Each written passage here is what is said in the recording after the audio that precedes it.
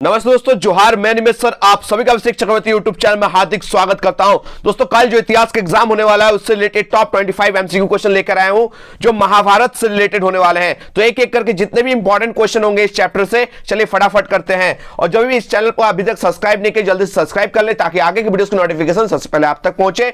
तो चलिए एक एक करके क्वेश्चन को सॉल्व करते हैं। महाभारत की रचना किसने की? तो आप सही पता है, महाभारत की जो रचना की थी वो श्री महर्षि वेदव्यास ने। तो ऑप्शन जो 2 है वो करेक्ट आंसर हो जाएगा। आगे बढ़ते हम लोग क्वेश्चन नंबर 2 की ओर। महाभारत की रचना किस भाषा में हुई थी? आप सही पता है, महाभारत की जो रचना हुई थी वो संस्कृत भाषा में हुई थी। महाभारत का नाम आप सही पता है, मूल नाम क्या था? जय संहिता। क्या नाम था? जय संहिता। इसको याद कर लीजिएगा, ठीक है। आगे बढ़ेंगे हम लोग क्वेश्चन नंबर 3 की ओर। क्वेश्चन 3 में पूछा गया रामायण के मौलिक रचनाकार कौन थे? चलिए, महाभारत जान गए वेदव्यास जी, तो रामायण वाल्मीकि जी, याद रखिएगा। ऑप्शन जो 4 है वो करेक्ट आंसर है। आगे बढ़ते हम लोग क्वेश्चन नंबर 4 की ओर। ये जो महाभारत के युद्ध जो कुरुक्षेत्र के मैदान में हुआ था कितने दिनों तक चला था? 18 दिनों तक चला था। कितने दिनों तक चला था? 18 दिनों तक। कहां हुआ था? कुरुक्षेत्र के मैदान में हुआ था। आगे बढ़ते हम लोग क्वेश्चन 5 की ओर। महाभारत मनुस्मृति में कितने प्रकार के विवाह का उल्लेख किया गया? देखिए, महाभारत दिया गया मनुस्मृति और एक याद कर लीजिएगा भीष्म पितामह के द्वारा, ठीक है। कितने प्रकार के विवाह का उल्लेख किया गया? 8 प्रकार के विवाह का उल्लेख किया गया। इसका आप लोग सब्जेक्टिव भी कर लीजिएगा, ठीक है। आगे बढ़ते हम लोग क्वेश्चन नंबर 6 की ओर। क्वेश्चन 6 आप लोग देख सकते हैं, गंगा पुत्र किसे कहा जाता है? आप सही पता है, गंगा पुत्र भीष्म पितामह को कहा जाता है। किसको? भीष्म पितामह को। ऑप्शन जो 1 है वो करेक्ट आंसर है। आगे बढ़ते हम लोग क्वेश्चन नंबर 7 की ओर।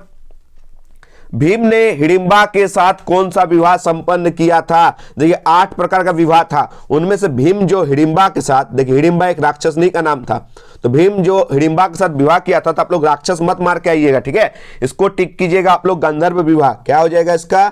गंधर्व विवाह। ऑप्शन जो 2 है वो करेक्ट आंसर है। आगे बढ़ते हम लोग क्वेश्चन नंबर 8 की ओर। घटोत्कच किसका पुत्र था? तो घटोत्कच भीम और हिडिंबा का पुत्र था, यानी यहाँ पर ऑप्शन नंबर 4 जो है वो करेक्ट हो जाएगा, भीम। आप लोग अर्जुन के बेटे का नाम आप लोग कमेंट बॉक्स में जरूर बताइएगा। अर्जुन के बेटे का नाम क्या था जिसको चक्रव्यूह भेदना आता था, ठीक है, लेकिन चक्रव्यूह से निकलना नहीं आता था? आप लोग अर्जुन के बेटे का नाम बताइएगा। आगे बढ़ते हम लोग क्वेश्चन नंबर 9 की ओर।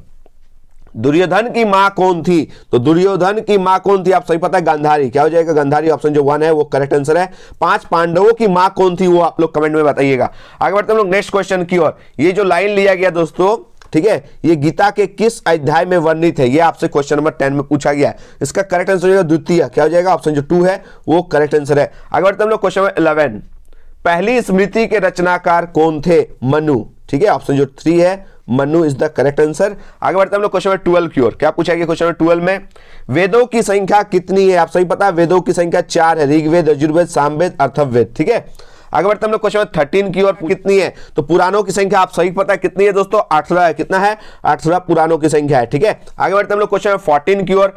महाभारत कालीन समाज का स्वरूप कैसा था? ये जो महाभारत कालीन समाज था वो कैसा समाज था? पितृसत्तात्मक समाज था, ठीक है। आप सही पता है, स्त्रियों की उस टाइम कोई वैल्यू नहीं था, उसको एक संपत्ति की तरह समझा जाता था, ठीक है। तो ऑप्शन जो 1 है वो करेक्ट आंसर है। आगे बढ़ते हैं हम लोग क्वेश्चन नंबर 15 की ओर। क्वेश्चन 15 आप लोग देख सकते हैं कि संस्कृत ग्रंथों में कुल शब्द का प्रयोग किसके लिए किया गया है? तो संस्कृत शब्दों में जो कुल शब्द है, कुल मतलब होता है परिवार। आप सही पता है, कुल मतलब होता है परिवार, ठीक है। आगे बढ़ते हैं हम लोग क्वेश्चन नंबर 16 की ओर। क्या पूछा गया क्वेश्चन नंबर 16 में? कि मानव के संपूर्ण जीवन को कितने भागों में बांटा गया? 4 भागों में बांटा गया। कितने? 4 भागों में बांटा गया, ठीक है। आगे बढ़ते हम लोग क्वेश्चन नंबर 17 की ओर। देखिए, महाभारत के फारसी अनुवाद का नाम क्या है? इसको अच्छे से सुनिएगा, थोड़ा सा स्पेलिंग मिस्टेक है। इसका जो करेक्ट आंसर हो जाएगा रजनम्मा, ठीक है। रजमनामा, ये हो जाएगा इसका करेक्ट आंसर, ठीक है। अच्छा, रजमनामा को मैं समझा देता हूं। महाभारत का जो फारसी अनुवाद हुआ था ना, जो कि मुगल बादशाह अकबर के समय में करवाया गया था। देखिए, फारसी में रजम, रजम जो वर्ड है उसका अर्थ क्या होता है? याद रखिएगा, युद्ध। क्या होता है? युद्ध। और नामा का अर्थ होता है क्या? कहानी। तो रजमनामा यानी युद्ध की कहानी। इसका क्या हो जाएगा करेक्ट आंसर? युद्ध की कहानी। रजमनामा जो है आप सही पता, मुगल सम्राट अकबर के टाइम में इसको फारसी में अनुवाद करके महाभारत को रजमनामा का नाम दिया गया था, ठीक है।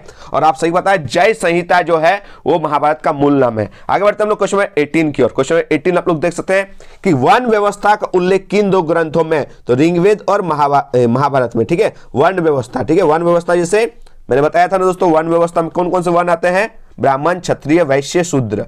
आगे बढ़ते हैं हम लोग क्वेश्चन नंबर 19। देखिए वही क्वेश्चन दिया गया, इसको अच्छे से याद कर लीजिएगा।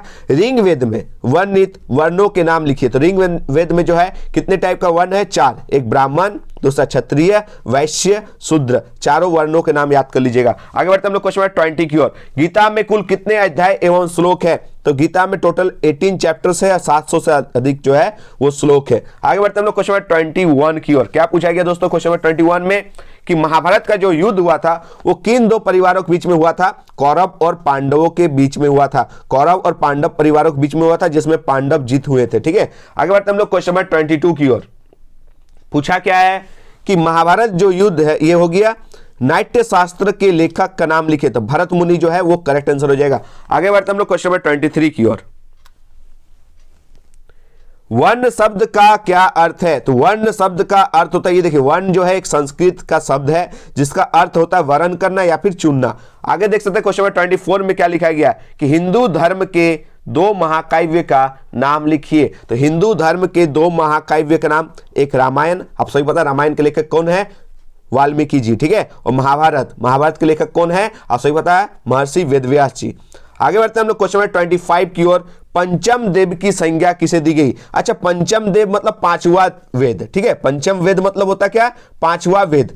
हम लोग तो सुने हैं कि 4 ही वेद है, लेकिन ये 5वां वेद कौन है? हिंदू धर्म में जो 5वां वेद की जो संज्ञा दी गई है वो महाभारत को दी गई है। देखिए इतने सारे तो आपको एमसीक्यू क्वेश्चन क्लियर हो गया, लेकिन यहां से आपको 2-2 नंबर के आपके सब्जेक्टिव क्वेश्चंस भी पूछे जाएंगे, जो ये सब है। ठीक है, ये सब कर लेना है। अच्छा सर, बड़ा क्वेश्चन क्या आ सकता है? देखिए महाभारत जो है ना उसका ऐतिहासिक महत्व है, याद रखिएगा। महाभारत के ऐतिहासिक महत्व पर प्रकाश डाले, या महाभारत जो है वो तत्कालीन समाज का दर्पण है। महाभारत पढ़िएगा तो बहुत कुछ मिलेगा। और इतिहास के बच्चों को महाभारत के बारे में जानकारी लेना क्यों आवश्यक है, तो इसको कर लीजिएगा। अगर महाभारत पढ़ेंगे ना तो उसमें खाली कौरव और पांडवों की कहानी नहीं, उस टाइम के जितने भी सामाजिक मूल्यों का अध्ययन मिलेगा, हिंदू धर्म के बारे में जानकारी मिलेगा।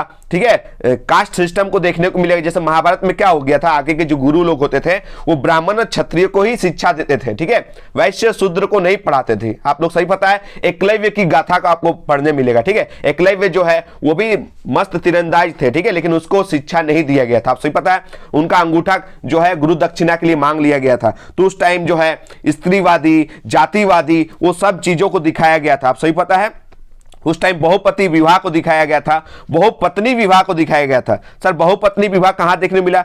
जब आप सही पता है कि बहुपत्नी विवाह कैसे हो गया, द्रौपदी के जो विवाह करके अर्जुन लेकर आता है तो उसके बाद क्या होता है, उनकी मां जो बोलती है 5 भाई मिलकर बांट लो। तो द्रौपदी जो है उनका 5 पति हो गया था। तो 5 पति तो सबसे हो गया बहुपति। बहुपत्नी मतलब एक आदमी का बहुत सारा पत्नी। आप सही पता है ना।